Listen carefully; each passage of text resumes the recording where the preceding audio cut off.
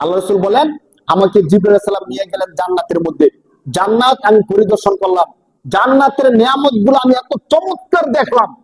হাদিসের মধ্যে আসছে, রাসূলুল্লাহ বলেন, আমি না হয়ে যদি তোমরা কেউ চাইতা, আমার মনে হয় তোমরা জান্নাত থেকে আর বের হয়ে আসতা না। সুবহানাল্লাহ।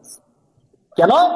কারণ জান্নাত সম্পর্কে স্বয়ং আল্লাহ বলছেন, আদাতুল ইবাদিয়াস সালিহিন মা লা আইনুন রাত ওয়ালা উযুনুন সামিআত ওয়ালা খাতারা আলা কলবি বাশার।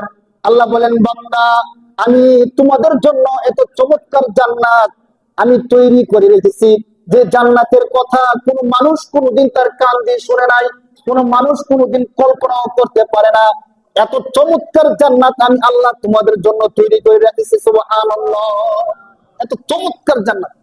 আল্লাহ রাসূল বলেন, আমি না হয়ে তোমরা কেউ যদি যাইতে জান্নাত থেকে বের হয়ে আসতা না। এত চমৎকার জান্নাত আল্লাহ পাক রব্বুল আলামিন সাজায় রাখছে।